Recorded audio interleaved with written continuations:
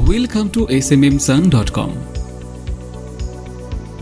আজকে আপনাদেরকে দেখাবো কিভাবে সহজেই বিকাশ, নগদ এবং রকেট দিয়ে ডলার অ্যাড করতে হয়। প্রথমে আপনাকে ওয়েবসাইটে লগইন করে অ্যাড ফান্ড অপশনে ক্লিক করতে হবে। এরপর প্রথমে পেমেন্ট মেথডের মধ্যে বিকাশ, নগদ এবং রকেট এই পেমেন্ট অপশনটি সিলেক্ট করতে হবে। এরপর আপনি কত ডলার অ্যাড করতে চাচ্ছেন অ্যামাউন্টে সেটা লিখতে হবে। আমি $1 নিয়ে দেখাচ্ছি, তাই অ্যামাউন্ট অপশনে অ্যামাউন্টে 1 দিচ্ছি। তারপর পে বাটনে ক্লিক করলে এইরকম একটা ইন্টারফেস দেখতে পাবেন।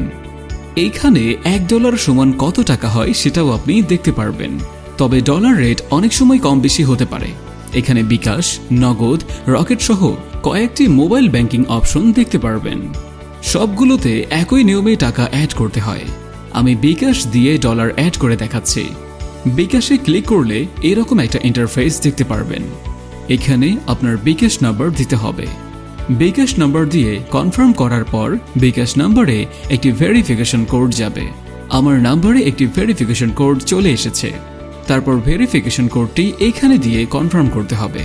এরপর বিকাশের পাসওয়ার্ড দিয়ে পুনরায় কনফার্ম করলে অটোমেটিক আপনার ব্যালেন্সে ডলার অ্যাড সম্পূর্ণ হবে। দেখুন, আমার অ্যাকাউন্টে $1 অ্যাড সম্পূর্ণ হয়েছে।